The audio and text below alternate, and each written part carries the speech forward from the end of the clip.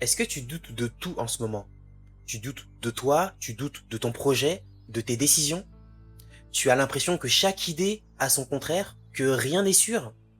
Rassure-toi, tu n'es pas perdu, tu es juste en train de penser. Un jour, quelqu'un m'a dit: j'ai le syndrome du scepticisme. Je peux tout remettre en question, chaque stratégie a une critique, chaque méthode a une faille. Donc du coup, je ne fais plus rien. Et tu sais quoi? C'est ce que beaucoup d'entrepreneurs vivent en silence. On lit tellement de méthodes différentes, tellement d'avis contradictoires, qu'on finit par douter de tout, même de soi. Pas parce qu'on est nul, mais parce qu'on est conscient. Le problème, ce n'est pas le doute en fait. Le problème, c'est quand tu veux être sûr avant d'agir. Parce que la vérité, tu sais c'est quoi? C'est que la certitude n'arrive qu'après l'action, jamais avant l'action.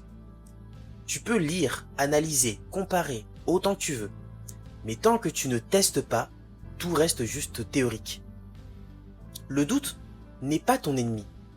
Le doute, c'est plutôt une boussole, mais ça doit pas être une prison qui t'empêche d'agir.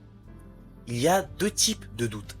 Il y a le doute rationnel, qui correspond à un manque d'information, et il y a le doute émotionnel, qui c'est une peur qui est déguisée en logique. Le premier se résout avec des données, alors que le second se résout avec un pas en avant. Ton job à toi, ce n'est pas d'éliminer totalement le doute. Ce n'est pas d'avoir aucun doute. D'ailleurs, ça serait dangereux plutôt. Ça serait plutôt dangereux et plutôt effrayant. Tout être humain normalement constitué a une part de doute.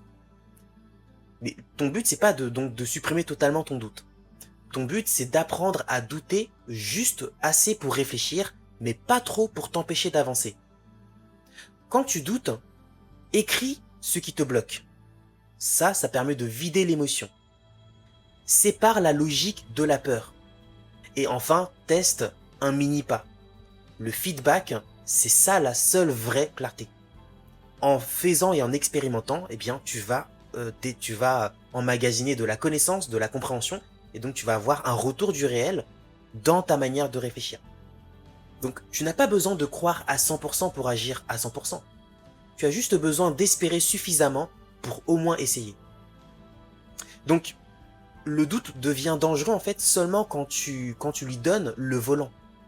Garde le doute sur le siège passager, il pourra te prévenir, mais c'est toi qui dois conduire. Alors oui, doute, mais avance.